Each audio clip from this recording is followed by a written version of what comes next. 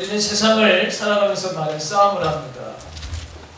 어렸을 때 친구들과 또 부모들과도 싸움이죠. 형제들과 또 부부간에도 마찬가지고 이웃들과의 여러분 싸움도 합니다. 직장에서 상사와 아니면 동료들과 후배들과 싸움이 일어날 수 있습니다. 심지어는 교인들끼리도 바로 싸움을 하기도 합니다. 어제 제가 극동방송을 듣는 가운데 어느 목사님의 설교 내용 중에 이런 내용을 듣게 됐습니다. 40대 초반에 이 젊은 남자 집사님이 장에 염증이 좀 생겨가지고 병원에 입원을 했어요. 보고서가 올라왔는데 뭐 그렇게 대단한 병이 아니라서 간단하게 치료하면 나을 것이다 보고서가 올라온 거예요. 그런데 그 다음 주에 또 하나 보고서가 올라왔어요. 염증이 너무너무 심해져가지고 그래서 수술을 바로 해야 될 단계까지 갔다는 거예요. 심각한가 보다 이제 생각이 들었던 거죠. 그런데 일주가 지나서 또 올라왔어요. 그 집사님에 대해서. 이번에는 장이 15cm를 잘라내가지고 그래서 수술을 바로 했다는 거예요. 또 다음 주에 또 올라왔어요. 그러면 그 15cm를 잘라내서 수술을 했는데 염증이 생겨가지고 심각해졌다는 거예요. 그래서 이제 이 목사님, 담임 목사님께서 이 보고서가 올라와서 별거 아니라고 생각했다가 아니다. 이제는 내가 이제 신방을 가야 되겠다. 해가지고 신방 대원들과 같이 신방을 가신 거예요. 그래서 이제 그 집사님에게 손을 얹고 기도를 하는데 성령께서 이 환자에게 어떤 특별한 일이 있다는 것을 여러분 알게 하셨어요. 그 신방대원들을 다 내보낸 거예요. 그리고서 1대1로 만나서 집사님, 우리 교회 다니신 지 얼마나 됐습니까? 아마 잘 몰랐던 거예요. 그래가지고 6개월 정도 됐습니다. 전에 다니시던 그런 교회에서 무슨 일이 있었습니까? 그랬더니 이 집사님이 아무 말도 안 하는 거예요. 그래서 이 목사님이 진실하게 정직하게 말씀하십시오. 그렇지 않으면 당신은 죽을 것입니다. 얼마나 놀라요. 당신 죽을 거라고 하는데. 그렇죠?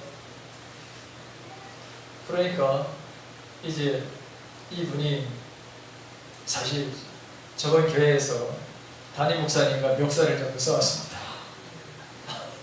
담임 목사님과 멱살을 잡고 싸웠다는 거예요. 목사님이 내 뜻을 받아들이지 않아서 너무 화가 나가지고 목사님이 멱살을 잡았다는 거예요. 세상에 여러분. 그래서 이 목사님이 지금 해결을 하라. 해결을 하십시오. 그래서 이 집사님이 지금 해결을 하신 거예요.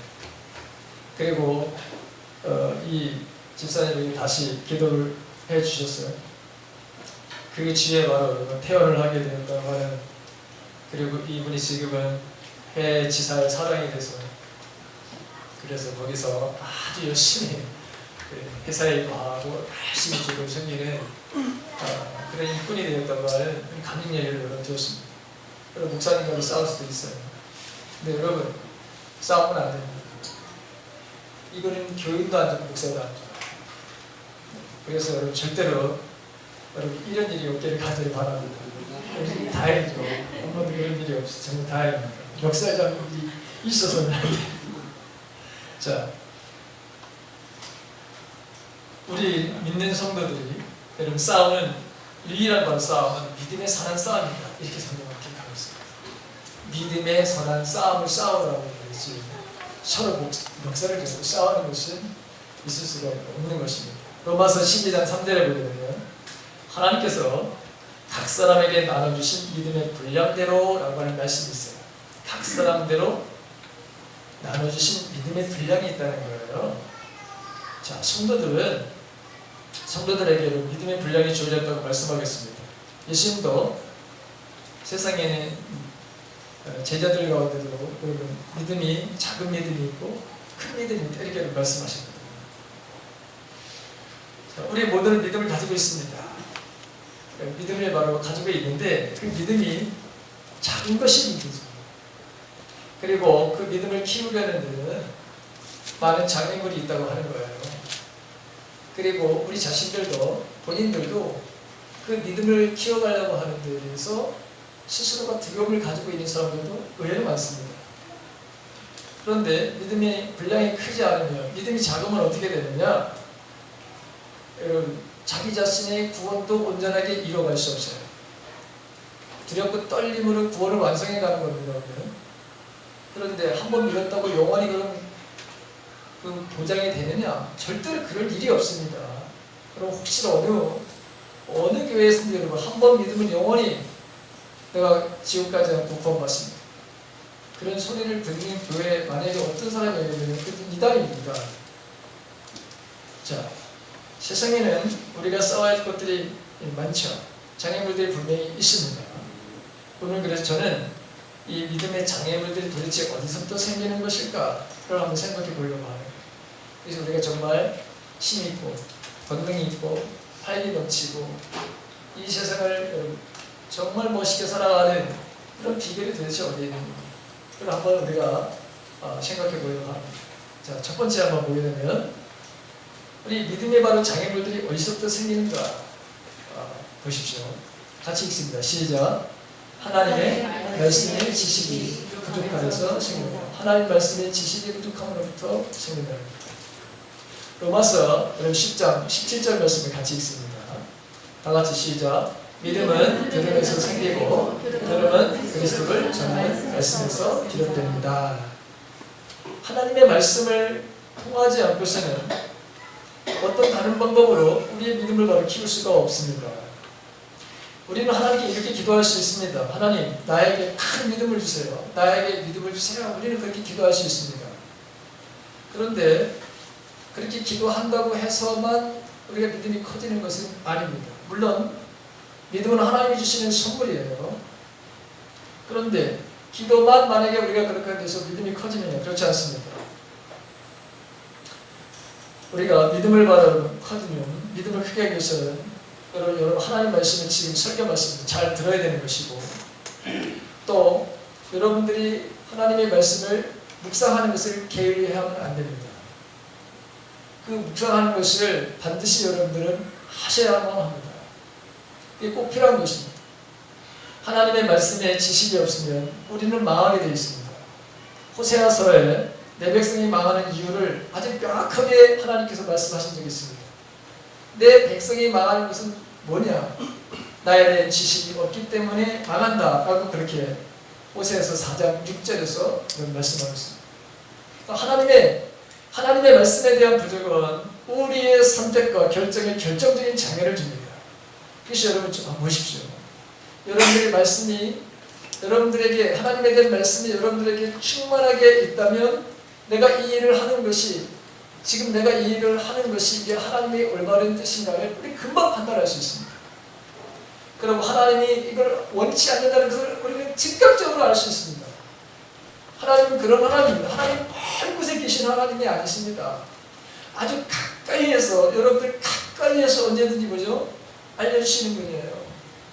그래서 하나님의 말씀이 우리에게 충만해지도록 우리가 하나님의 말씀을 듣는 것을 게을리해서는 안 되는 것이고 하나님의 말씀을 읽는 것을 날마다 우리가 그걸 하지 않으면 안 된다고 하는 사실입니다.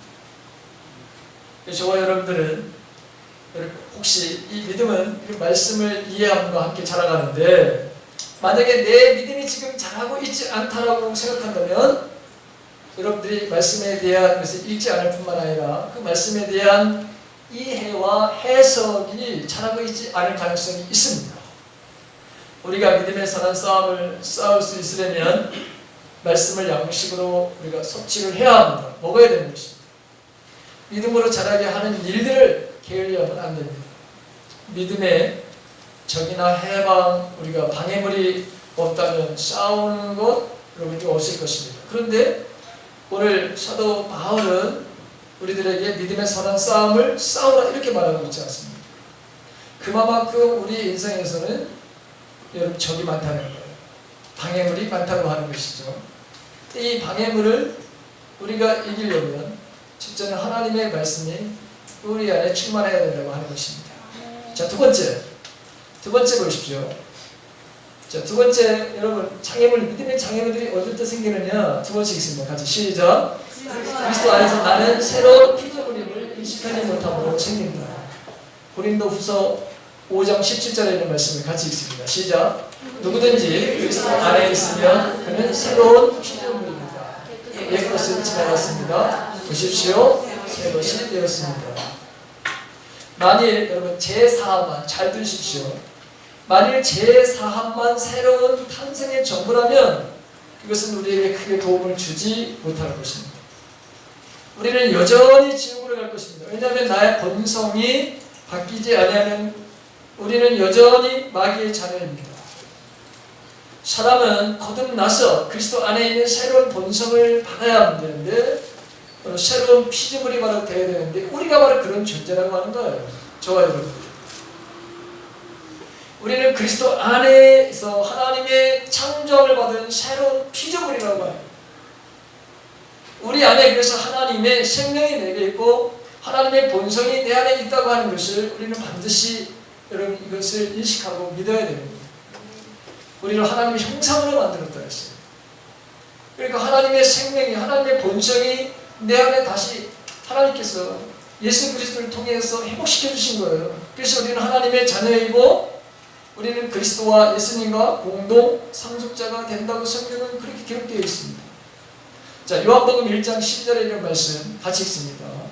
다 같이 시작. 그를 받아들인 사람들, 곧 그 이름을 믿는 사람들에게는 하나님의 자녀가 되는 특권을 주셨다. 하나님의 자녀라고 하는 것. 그리스도 안에 있는 새로운 피조물뿐만 아니라 우리는 하나님의 자녀라고 하는 것. 그 다음에 로마서 8장 16절과 17절 말씀을 같이 읽습니다. 다 같이 시작. 성령이 우리의 영과 함께 우리가 하나님의 자녀임을 증언하십니다. 자녀이면 상속자이기도 합니다. 우리가 그리스도와 함께 영광을 받으려고 그와 함께 고난을 받으면 우리는 하나님의 정하신 상속자요 그리스도와 더불어 공동 상속자입니다. 여러분 대단한 저와 여러분들이 예수님과 동일하게 여러분 상속자 우리는 공동 상속자라고 합니다. 하나님의 자녀이기 때문에 여러분 우리에게 상속이 주어지는 거예요. 하늘의 바로 이 우리가 누릴 수 있는 게 어마어마한 그것을 우리에게 모든 것을 바로 주시겠다고 하십니다. 예수님과 동일하게 하나님께서 우리에게 그렇게. 자, 로마서 5장 8절에 있는 말씀 보십시오.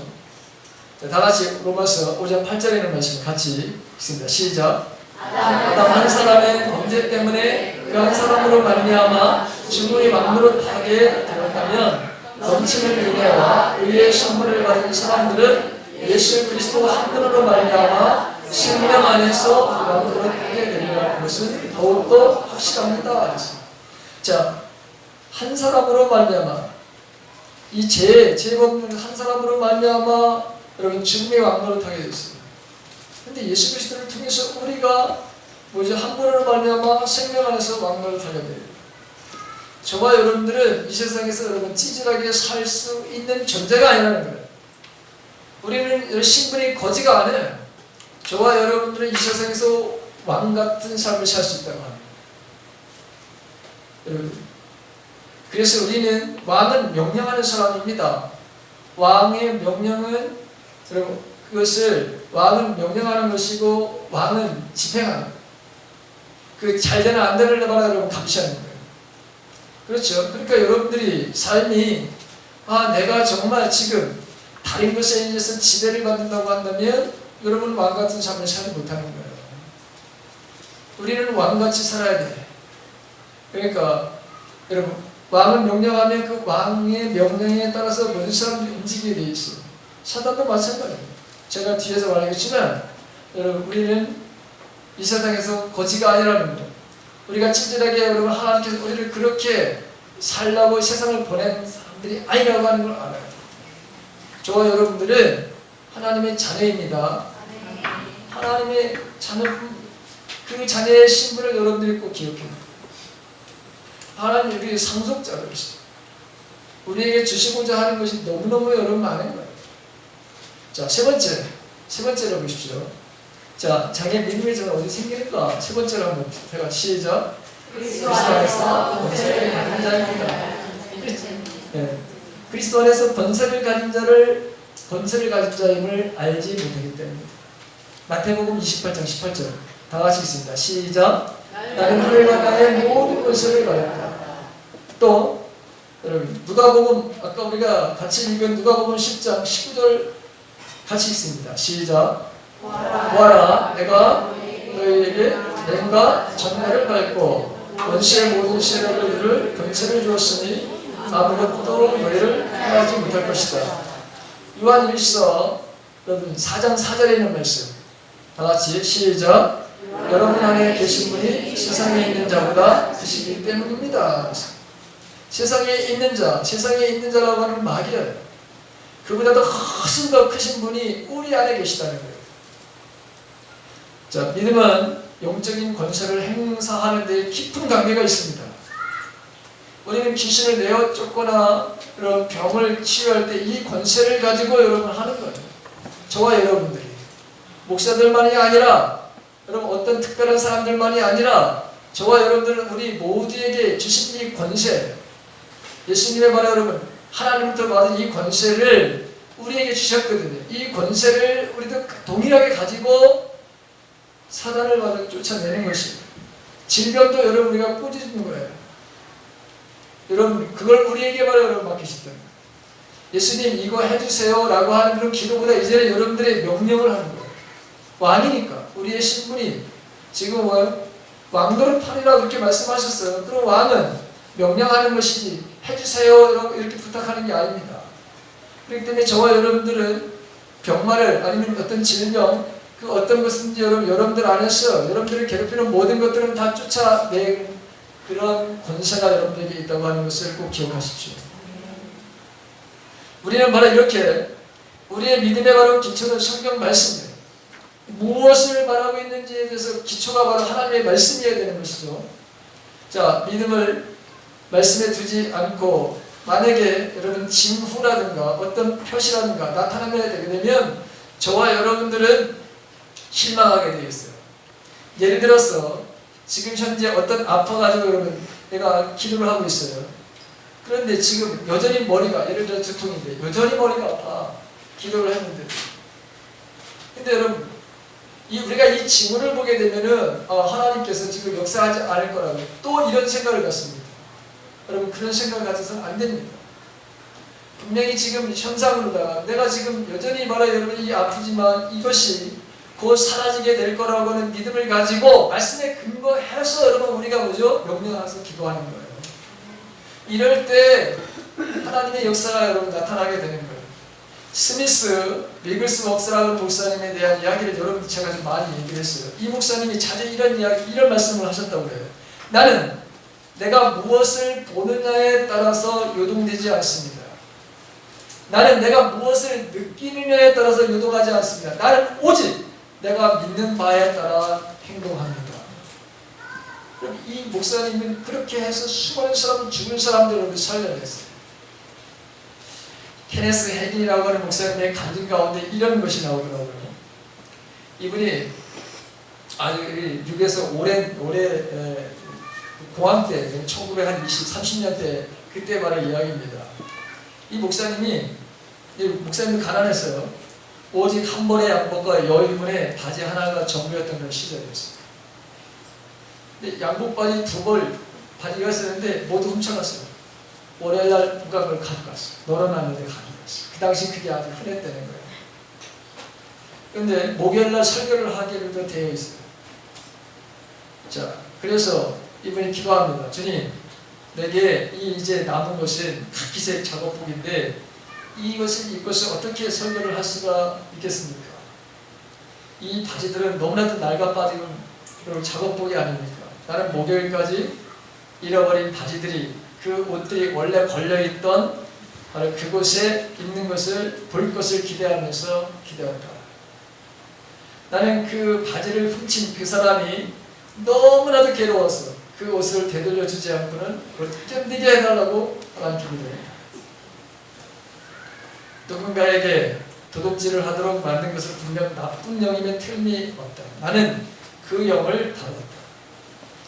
그 사람을 상대하지 않았다. 사람을 상대한 것이 아니라 나는 그 악한 영에게, 더러운 영에게 이 일을 멈추라고 명령했다. 내가 목요일에 집에 돌아왔을 때 나는 그 바지들이 거기에 있을 것을 알았고 실제 바지는 거기에 있었다. 네. 하나님의 말씀에 근거했어요. 지금 눈에 보이지는 않은 거예요. 그래도 여러분 그 영에게, 더러운 영에 여러분 들어와서 그 사람 역사한 거 아니에요. 훔쳐가게 한 거예요. 그러니까 그 영을 꾸짖으면서 견딜 수 없게 하고, 그래서 자기가 그런 바로 경험을 하게 됐다. 우리가 싸워야 될 이 세상에서 살아남기 위해 생존이 아닙니다. 우리의 믿음에 바로 서는 싸움, 믿음에 바로 서는 싸움이란 어떤 싸움을 말하는가? 특별히 우리는 우리 자신과의 바로 싸움을 해야 될 뿐만 아니라 세상과의 싸움을 해야 되고, 그 다음에 더 중요한 것은 모든 사람들 안에 들어가서 역사하는 더러운 말의 영들과의 말의 싸움이에요. 그래서 에베소서 한번 보십시다.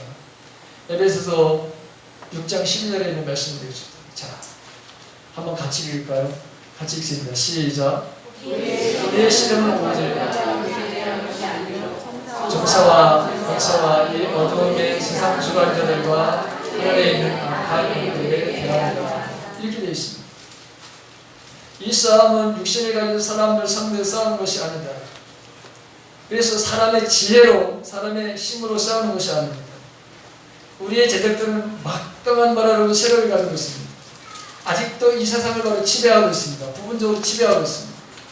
그러기에 정사와 권세와 이 어둠의 세상 주관자들이라 이렇게 표현한 것입니다. 더구나 그들의 배후에는 이 강력한 우두머리 마귀가 바로 역사하고 있습니다. 자, 이 영적인 전쟁에는 휴전이라든가 쉴도 없습니다. 그래서 베드로 사도는 우리에게 권면하기를 근신하라, 깨어라 너희 대적 마귀가 우는 사자와 같이 두루다니며 삼킬자를 찾는다. 굶주린 사자가 먹이를 찾아 헤매듯이 그렇게 마귀는 눈을 불을 뜨고 삼킬자를 찾아다닌다고 그렇게 말하고 있습니다. 자, 만약에 여러분들이 어떤 산길에서 만약에 굶주린 사자를 여러분 만났다면 여러분 심정은 어떨까요? 무서운 기세로 덤벼드는 사자, 우리가 무슨 수로 여러분 막아낼 수 있을까요? 자, 마귀가 그와 같이 삼킬자를 찾아서 공격을 한다는 것입니다. 근데 마귀가 노리는 바로 대상은 바로 저와 여러분들이죠. 불신자들이 아닙니다. 이미 바로 여러분 불신자들은 마귀에 속해서 마귀에 열심히 종로를 타는데 잘 섬기는데 그들을 대적할 리가 없습니다. 우리가 잘 알다시피 예수님도 시험을 당하신 적이 있습니다. 40일 동안 금식을 하고 나셔서 여러분 정말 배가 고프시죠. 그런데 마귀가 예수님께 와서 말합니다. 내가 만약 하나님의 아들이거든 명하여 이 돌들이 벼라에 뭐가 되게 해라? 떡이 되게 하라. 자, 그런데 예수님께서 말씀하시기를 뭐라고 말씀하시냐면 사람이 떡으로만 살 것이 아니요 하나님의 입으로 나오는 모든 말씀으로 살 것이다. 여러분 이렇게 하나님의 말씀을 가지고 대적을 합니다. 신명기에 나오는 여러 말씀이에요. 하나님의 말씀이에요. 하나님의 말씀을 가지고 지금 대적을 하는 거예요. 예수님도. 그렇다고 해서 여러분 마귀가 포기하고 달아났습니까? 그렇지 않습니다. 예수님을 거룩한 성으로다가 데려다가 성전 꼭대기에 세우고 말하면 내가 만일 하나님의 아들이거든 여기서 뛰어내려라. 그러면 너를 위하여 그 사자들을 명하셔서 저희가 손으로 너를 받들어서 발이 돌에 부딪히지 않게 하리라. 여러분 이렇게. 그때 예수님 뭐라고 말씀하시냐면 주 너의 하나님을 시험치 말라 하였느니라. 역시 말씀을 가지고 신명기의 말씀을 가지고 예수님이 이 사단을 대적합니다. 세 번째도 마찬가지입니다. 이번에는 예수님을 지극히 높은 산으로 올라가서 천하 만국을 내려다보게 하십니다. 그 영광을 보게 하십니다. 그러면서 내가 만일 어때서 나에게 경배를 하게 되면 이 모든 것을 너에게 주리라. 이게 예수님께서 사탄아 물러가라 그러면서 뭐냐면 기록되어 있을 때 주 너의 하나님께 경배하고 다만 그를 섬기라 하였느니라. 여러분 사단이 물러가긴 물러가지만 완전하게 여러분 물러가지 않습니다. 근데 여기도 보십시오. 예수님이 하나님의 말씀, 기록된 하나님의 말씀을 가지고 대적을 하시죠. 그리고 예수님도 여러분 공격을 해드립니다. 여러분 저와 여러분들은 더 권위 있는 사람들을 사단은 공격하게 되어 있습니다. 점점 더 하나님을 섬기려고 또 잘 섬기는 사람들을 넘어뜨리려고 사단은 그렇게 우는 사자와 같이 여러분 삼킬 자를 찾아다닌다고 하는 것을 꼭 우리가 기억해야 합니다. 자, 하나님의 근데 말씀은 마귀의 모든 이 권세를 계계를 바라 여러분 다 하는 능력이 있다는 것을 우리가 알 수 있습니다. 그래서 사도 바울도 에베소서 6장 17절에 보니까 성령의 검고 하나님의 말씀을 가지라 이렇게 말하고 있습니다. 하나님의 말씀, 그 성령의 검인데 이 성령의 바로 이 검, 하나님의 말씀을 가지고 마귀를 바로 공격해서 격퇴시켰다고 하는 것을 우리가 알게 됩니다. 여러분 저와 여러분들은 이렇게 마귀가 지금 우리를 삼키려고 여러분 찾아다니고 있다고 하는 거예요. 여러분 겁낼 게 하나도 없습니다. 우리가 마귀를 경계하되 여러분 두려워하지는 말아야 합니다. 왜 그렇죠? 예수님께서 우리에게 말씀하시기를 내가 너희에게 뱀과 정갈을 받으며 모든 원수의 능력을 제어할 권세를 주었으니 너희를 해할 자가 결탄코 없으리라 이렇게 말씀하시잖아요. 그리고 하늘과 땅의 권세를 가진 내가 너희들에게 권세를 준다 이렇게 말씀하고 있습니다. 예수님도 사단을 바로 기록된 말씀 가지고 예수님이 주신 그 권세를 가지고 이겼어요. 우리도 마찬가지입니다. 성도에게는 예수 그리스도의 이름으로 귀신을 바로 쫓아낼 능력을 바로 그런 권세가 우리에게 이미 있다고 하는 사실을 우리가 알게 돼요. 그래서 겁낼 필요 없습니다. 예수님이 이기셨기 때문에 우리도 바로 동일하게 우리도 여러분 이길 수 있다고 합니다. 여러분 담대하게 마귀를 대적하시기 바랍니다. 야고보서 4장 7절에 보게 되면 그런즉 너희는 하나님께 순복할지어다 마귀를 대적하라 그리하면 너희를 피하리라. 베드로전서 5장 9절에도 보게 되면 너희는 믿음을 굳게 하여 적을 대적하라. 즉 마귀를 대적하라 이렇게 말씀하고 있습니다. 마귀를 여러분 피하라고 하는 데는 한 군데도 없습니다. 성경에. 오히려 마귀는 우리를 피해가는 거지 우리가 피해서는 안 됩니다. 그럼 여러분들은 저와 여러분들에게는 그런 권세가 있단 말입니다. 그래서 우리는 믿음의 여러분 우리를 방해하는 게 가장 우리를 믿음에 방해하는 것이 사단입니다. 근데 그 사단의 권세를 우리가 가지고 있는 그 권세를 무너뜨릴 수 있는 그런 권세가 우리 안에 있다고 하는 거예요. 자, 네 번째는 우리가 우리 어디로부터 생기는가 장애물 다 같이 한번 읽습니다. 시작. 말씀에 근거하여 행동하는 것을 바라야 합니다. 우리는 말씀을 순종하려고 노력하는 것이 아니라 여러분 말씀에 근거해서 행동을 해야 되는 거예요. 물론 해야지만 여러분 노력에 그친다고 하는 아무 소용이 없어요. 우리는 행동해야 됩니다. 자, 사무엘상 15장 22절에 있는 말씀을 한번 같이 읽습니다. 다 같이 시작. 사무엘이 밤을 났다. 주님께서 어느 것을 더 좋아하시겠습니까? 아니면 언제나 화목제를 드리는 것이겠습니까? 잘 들으십시오. 순종이 제사보다 낫고 말씀을 따르는 것이 순양의 기름보다 낫습니다. 사무엘이 누구를 나무랐냐면 사울 왕을 나무른 거예요. 아멜렉과의 바로 전투에서 하나님께서 모든 걸 딱 전멸하라고 그랬어요. 그런데 순종을 하지 않습니다. 야고보서 2장 26절에 있는 말씀도 같이 읽습니다. 다 같이 시작. 영혼이 없는 몸이 죽은 것과 같이 행함이 없는 믿음은 죽은 것입니다. 믿음은 행함으로 여러분 온전해지는 거예요. 하나님의 말씀이 사실이라고 하는 것, 이것을 바로 여러분 우리가 가지고 이제 우리가 행동을 하게 되면 그 말씀은 우리에게 우리의 삶들 속에서 실제가 되는 거예요. 이 실제가 되는 것들을 우리는 여러분 경험해야 돼요. 예를 들어서 여러분 홍해가 갈라지는 것을 보십시오. 요단강을 바로 도하하는 요단강을 건너가는 이스라엘 백성을 한번 상상해 보십시오. 그 다음에 여리고 성이 함락되는 것을 여러분 생각해 보십시오. 이들은 모두가 다 뭐예요? 행동을 했습니다. 그랬을 때 홍해가 여러분 갈라진 거예요. 갈라진 데를 바로 걸는 게 아니에요. 그들은 여러분 홍해가 갈라지지 않는데도 불구하고 들어갔어요.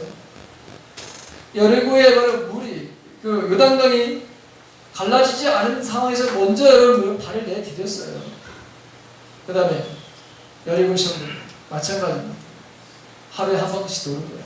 그리고 마지막에 7번 돌아가요. 그리고 소리를 함께 질러요. 하나님 그걸 보시려고 했던 거예요. 말씀에 근거해 행동하는 것을 배워야 그런 믿음이 생기고요. 세상 말로 좀 배포가 커지는 거예요. 그걸 성경으로 믿음이 말로 커지는 거예요. 자, 마지막 한번 보십시다. 다 같이 각자 믿음의 고백을 언제나 굳게 잡아야 합니다. 우리 각자는 이 삼위일체 하나님께서 여러분 우리 모든 사람들에게는 각자 다른 방법을 바로 하나님을 체험하게 하십니다. 하나님을 경험하게 하시는 거예요. 저와 여러분들의 삶이 다르기 때문에 여러분 하나님은 동일하게 똑같은 방법을 가지고 하나님의 모습을 드러내지 않습니다. 아주 다양한 방법으로 하나님을 여러분 만나게 있어요. 자, 우리가 베드로를 보십시오. 베드로가 주님을 어떻게 여러분 고백하는지 한번 봅시다. 다 같이 시작. 선생님은 살아계신 하나님의 아들 그리스도십니다. 주님은 살아계신 하나님의 아들 그리스도십니다. 이렇게 여러분 세 번에 고백해요. 다윗 방법입니다. 다윗은 여러분 어떻게 고백합니까? 다 같이 시작. 나의 왕서, 나의 요새, 나를 건지시는 분, 나의 하나님은 내가 피할 바위, 나의 방패, 나의 구원의 뿔, 나의 산성이십니다. 이거 다 전쟁에서 여러분 사역과 전쟁터에서 하나님 만났을 때 다 이렇게 바로 하나님은 자기에게 이렇게 하나님은 자기 만나셨다고 하는 그 체험을 이렇게 표현했습니다. 더 어렸을 때 여러분 다윗이 더 어렸을 때는 하나님 어떻게 여러분 만나주셨을까? 어떤 체험이 있었을까? 사무엘상 17장 45절에서부터 47절에 있는 말씀입니다. 함께 같이 읽습니다. 시작. 너는 칼을 차고 창을 메고 투창을 들고 나에게로 나왔으나 나는 내가 모욕하는 이스라엘 군대의 하나님 곧 만군의 주님의 이름을 의지하고 너에게로 나왔다. 주님께서 너를 나의 손에 넘겨주실 터이니 계속해서 내가 오늘 너를 쳐서 내 머리를 베고 블레셋 사람의 직업을 모조리 공중의 새와 땅의 들짐승에게 밥으로 주어서 온 세상이 이스라엘의 하나님을 알게 하겠다. 또 주님께서는 칼이나 창날을 쓰셔서 구원하시는 것이 아니라는 것을 여기에 모인 이 온 무리가 알게 하겠다. 전쟁에서 이기고 지는 것은 주님께 달린 것이다. 주님께서 너를 모조리 우리 손에 넘겨주실 것이다.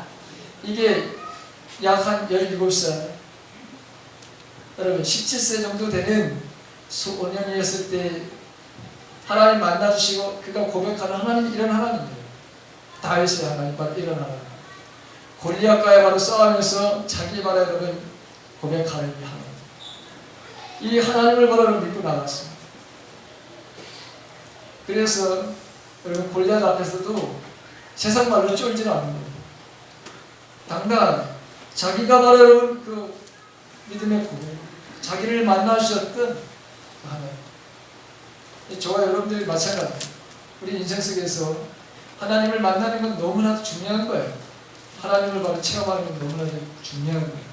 그 체험적인 것을 가지고 여러분 우리가 나가는 거예요. 어떤 상황 속에서 얼마나 위급한 상황이니까 지금 전쟁터 다른 사람 다 안 나가고 있어. 다 여러분 숨어 있어. 마음까지 다 숨어 있어. 지금 나라가 죽느냐 여러분 사느냐 이런 바로 여러분 여러분들에게 저와도 저의 삶 속에서도 여러분 이런 위기적인 그리고 뭔가를 정말 결단해야 될 그런 순간이 있는 거예요. 그럴 때 여러분 우리의 믿음이 어떻게 작동되는가? 내 믿음의 고백, 내가 나를 만드셨던 그리고 그에 대한 고백에 대한 것을 우리가 붙잡고서 여러분 나가는 거예요. 오늘 저는 여러분 우리의 믿음의 장애인입니다. 무엇 때문에 우리가 믿음이 자라지 않고 또 무엇 때문에 우리가 믿음 생활하는데 있어서 위축되고 때로는 절망하고 때로는 실족하고 이런 말의 일들이 일어나는 거예요. 이 5가지를 제가 말씀드렸어요. 우리의 싸움이라고 하는 것은 여러분 이게 선한 싸움이에요. 선한 믿음의 싸움이에요. 사람들과의 바로 싸움이 아닌 믿음의 바로 싸움. 이 싸움을 하기 위해서는 이 선한 싸움에서 승리하기 위해서는 적어도 이 5가지를 여러분 기억하십시오. 그리고 여러분의 삶 속에서 적용하십시오. 그럼 하나님께서 분명히 여러분들에게 놀라운 하나님의 자기 자신을 보여주실 것입니다. 그리고 그 보여주신 것을 가지고 다른 사람들에게 하나님을 섬기지 않는 사람들을 향해서 자신있게 이런 말씀입니다. 자신있게 드러내요. 그런 저와 여러분들 삶이 되시기를 축복합니다. 네. 이렇게 기도합시다.